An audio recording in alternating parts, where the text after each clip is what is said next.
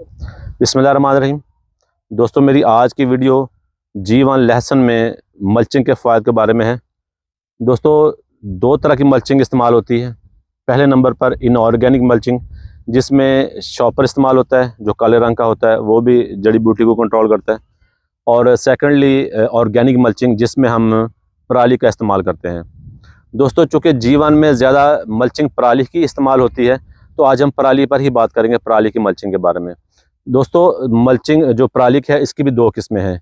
एक मुकम्मल पराली, जो कि हाथ की कटाई या जो कबूटा हार्वेस्टर है उसके बाद हासिल होती है, उसकी कटाई के बाद हासिल होती है, उसको डाला जाता है। और सेकेंडली बड़ी हार्वेस्टर का जो बाद में कचरा बच जाता है, जिसको कचरा पराली या रालिया कहते हैं, वो इस्तेमाल होता है।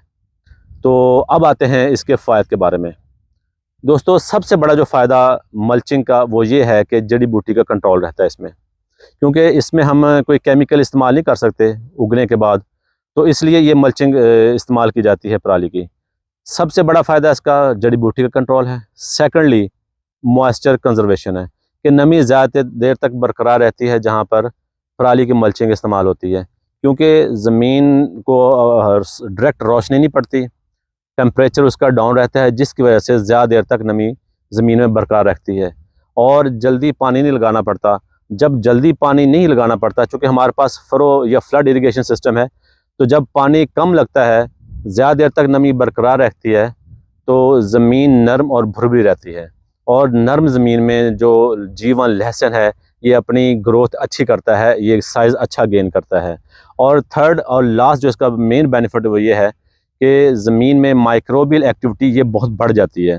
कीड़े मकोड़े और दूसरे जो माइक्रो ऑर्गेनिज़म हैं, ये ज़मीन में अंदर पैदा होते हैं और वो ज़मीन में इसकी ज़रख़ेज़ी का बढ़ाने में बायस बनते हैं।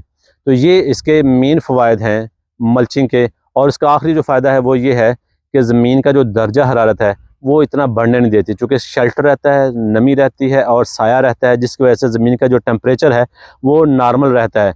पिटाई के वक्त से पहले जब टेम्परेचर मार्च के एंड में या अप्रैल के शुरू में जब टेम्परेचर ज़्यादा हो जाता है, तो इसी पराली की वजह से वो टेम्परेचर नॉर्मल रहता है और बर्निंग नहीं हो पाती या नुकसान नहीं हो पाता G1 के बल्ब का। तो ये दोस्तों मेरी आज की ये वीडियो थी मल्चिंग के बारे में। मैं उम्मीद करता हूँ कि मेरी ये वीडियो आपको पसंद आई होगी। बहुत शुक्रिया।